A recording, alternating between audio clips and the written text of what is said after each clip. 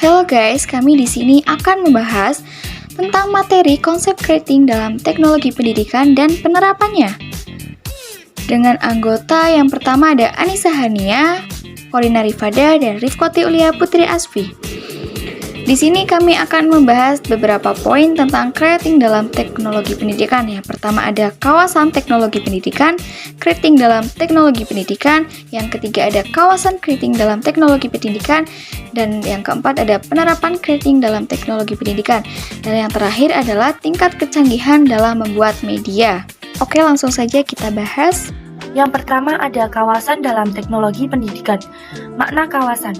Kawasan menurut bahasa adalah sebuah wilayah atau suatu kajian atau garapan. Kawasan menurut istilah adalah lingkungan kegiatan yang merangkum komponen konsep, keterampilan, prosedur dari sejumlah disiplin akademik dan juga dari bidang terapan yang lain dan memperpadukannya dalam bentuk aplikasi baru. Sedangkan kawasan dalam teknologi pendidikan adalah suatu realisasi dari definisi bidang teknologi pembelajaran. Jadi, kawasan bisa diartikan sebagai mewujudkan apa yang dapat dilakukan oleh suatu disiplin ilmu agar disiplin tersebut mampu memberikan sumbangan langsung dalam bentuk rumusan praktik yang dapat dilakukan oleh para praktisi. Sehingga kawasan yang dimaksud ini adalah bisa berfungsi sebagai panduan para praktisi dan tenaga ahli untuk bergerak dalam bidang yang dimaksud. Tentu di setiap kawasan ada ahli, praktisi, dan teknolog yang bergerak di dalamnya. Yang kedua ada creating dalam teknologi pendidikan.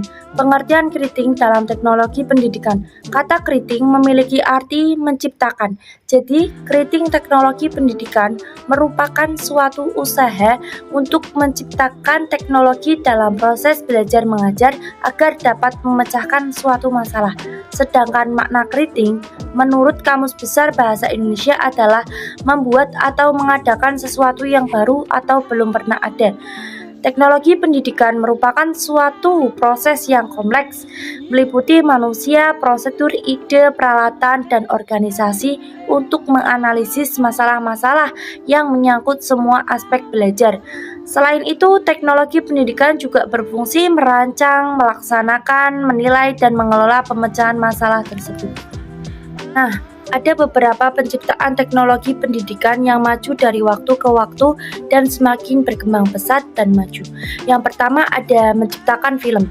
Film pendidikan merupakan salah satu film yang memberikan pengetahuan audio dan visual yang sangat baik kepada masyarakat.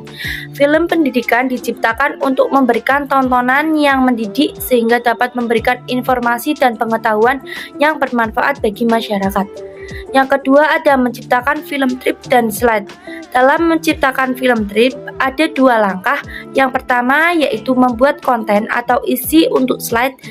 Kemudian yang kedua yaitu storyboard berupa sketsa atau gambar yang ditampilkan secara berurutan. Yang ketiga ada menciptakan komputer.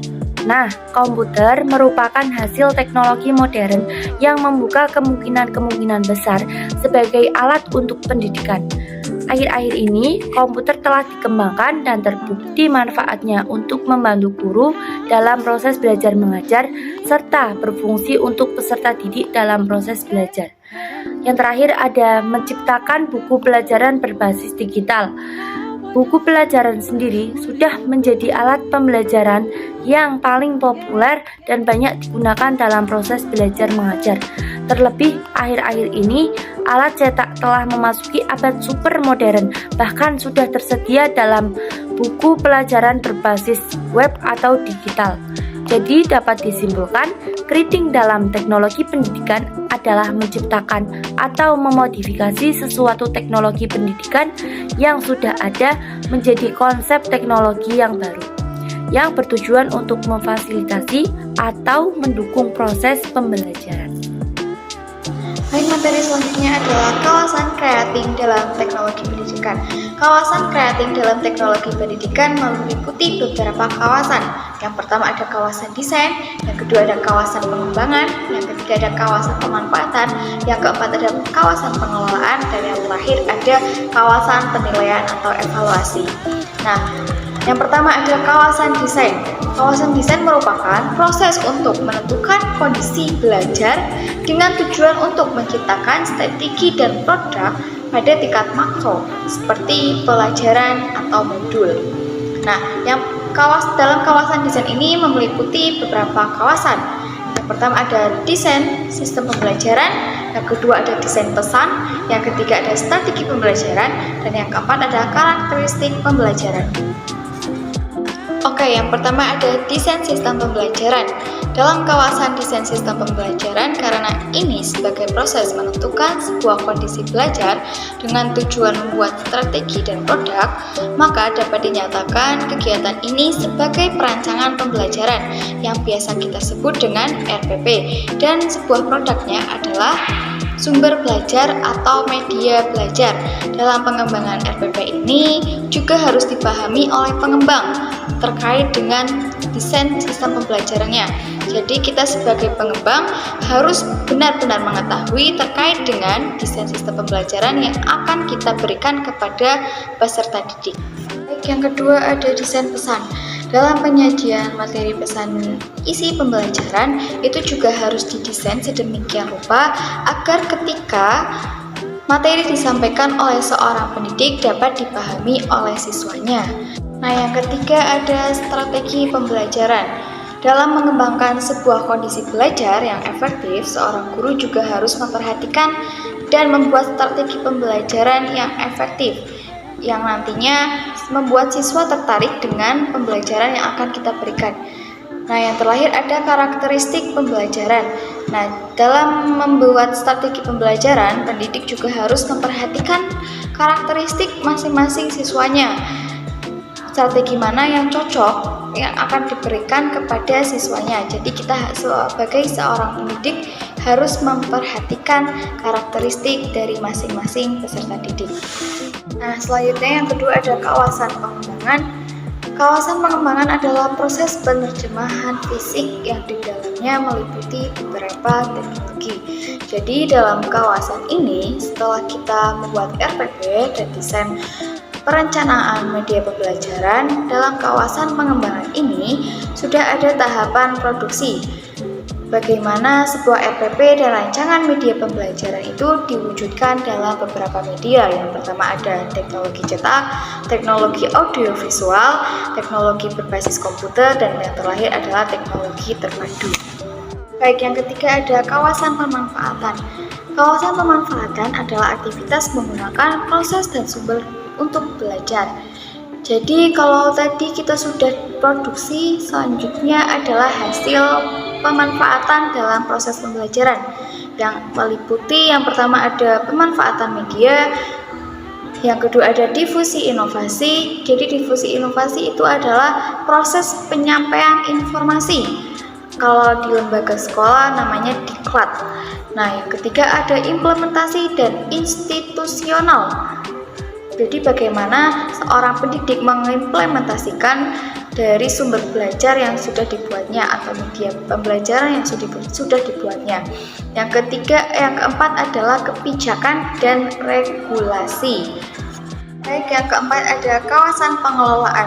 Pengelolaan meliputi pengendalian teknologi pembelajaran melalui perencanaan, pengorganisasian, pekoordinasian, dan supervisi. Kawasan pengelolaan meliputi beberapa pengelolaan. Yang pertama ada pengelolaan proyek, yang kedua ada pengelolaan sumber, pengelolaan sistem penyampaian, dan pengelolaan informasi. Nah, yang terakhir yang kelima ada kawasan penilaian atau evaluasi. Penilaian merupakan proses penentuan memadai tidaknya pembelajaran dan belajar. Nah, setelah dikelola tentunya diharapkan adanya tingkatan belajar dan kinerja pembelajaran yang ada pada lembaga sekolah. Kegiatan penilaian dapat diawali dengan melakukan kegiatan meliputi analisis masalah, yang kedua pengukuran acuan patokan, yang ketiga penilaian formatif, dan yang keempat ada penilaian sumatif. Penerapan creating dalam teknologi pendidikan. Kawasan penciptaan sumber belajar diterapkan melalui langkah yang harus didasarkan pada pertimbangan. Antaranya, yang pertama, penciptaan sumber atau media belajar yang didasarkan pada analisis pendahuluan. Analisis pendahuluan ini artinya ada riset awal. Nah, kalau teman-teman mau mengembangkan RPP dan media, tentu yang dilakukan pertama kali adalah melakukan wawancara atau survei dengan guru terkait permasalahan yang dihadapi oleh mereka. Nah, dari wawancara itu diharapkan bisa ditemukannya identifikasi masalah.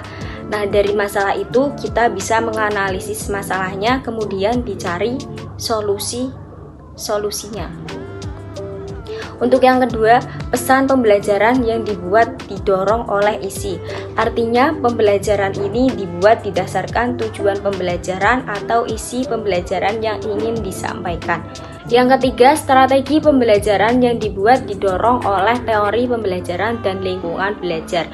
Nah, dari tadi nomor 1 sampai nomor 3 ini saling berkaitan ya.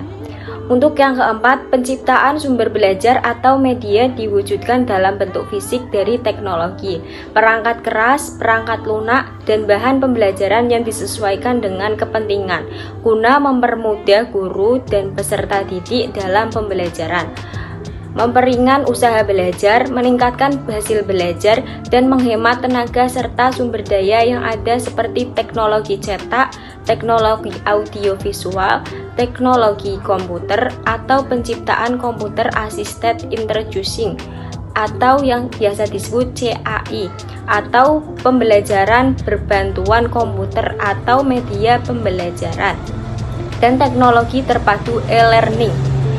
Dan untuk yang kelima, penciptaan sumber belajar atau media dengan 3 tahapan.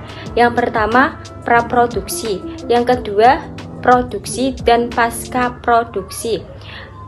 Ketika akan menciptakan sebuah sumber belajar atau media belajar, tentu ada 3 kegiatan. Yang pertama, praproduksi.